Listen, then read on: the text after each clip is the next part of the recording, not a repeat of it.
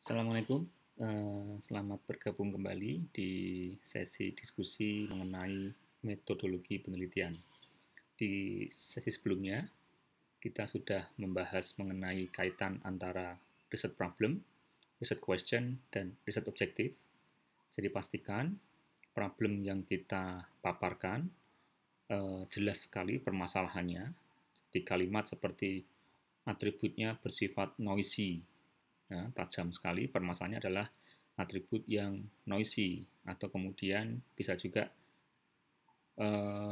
data setnya berdimensi tinggi.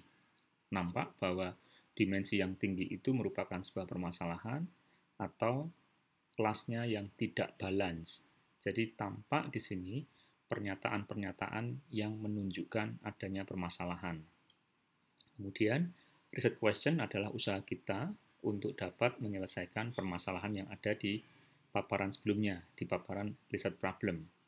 Jadi riset question ini misalnya ingin mengetahui algoritma apa saja yang sudah ada dalam konteks untuk menyelesaikan masalah atribut yang noisy. Jadi ini merupakan sebuah salah satu cara untuk menyelesaikan permasalahan yang terkait dengan atribut noisy ini. Dan tentunya usaha kita ini bertujuan untuk mengetahui atau mengidentifikasi algoritma apa saja yang mungkin bisa kita gunakan untuk menyelesaikan permasalahan di atribut yang noisy. Jadi tampak dengan jelas riset objektifnya merupakan jawaban dari research problem.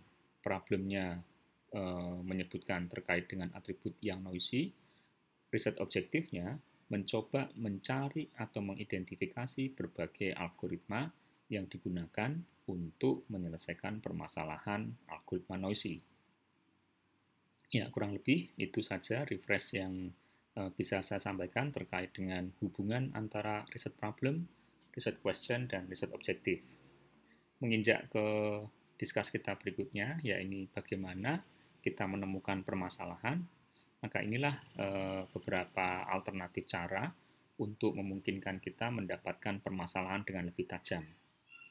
Teknik yang pertama adalah teknik yang mengandalkan keberadaan literatur atau berbagai macam naskah akademik, publikasi ilmiah yang bisa kita kaji untuk kita ketahui permasalahan yang saat ini sedang ada itu seperti apa.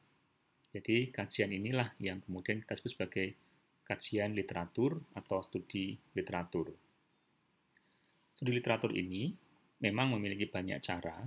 Salah satunya adalah melakukan kajian dari sumber-sumber publikasi ilmiah yang bercerita mengenai research challenge atau trend of research atau state of the art. Jadi ini merupakan keyword jika kita hendak mencari kajian-kajian terkait dengan bidang tertentu dan kita ingin mengetahui perkembangan riset di bidang itu sekarang sampai di mana, kita bisa memanfaatkan kata kunci seperti ini: research challenge, research direction, state of the art, dan sebagainya. Nah, jika kita sudah menemukan berbagai macam literatur di sini, maka tentunya berikutnya adalah kita mengkaji, melihat ke arah penyelidikan atau penelitian yang sekarang sedang tren itu sampai di mana. Jangan sampai kita menyelesaikan sebuah permasalahan yang ternyata solusi dari permasalahan itu sudah ada sebelumnya. Oke. Nah, teknik yang kedua adalah studi lapangan. Jadi kalau bisa dikatakan studi literatur dilakukan di atas meja melalui kertas kerja, melalui textbook, melalui komputer. Sementara jika studi lapangan atau field study ini mengharuskan kita untuk datang on-site atau datang di lokasi-lokasi atau di organisasi yang memiliki permasalahan. Apa yang kita lakukan di sana? Yang kita lakukan tentunya adalah mengkolek data di lapangan.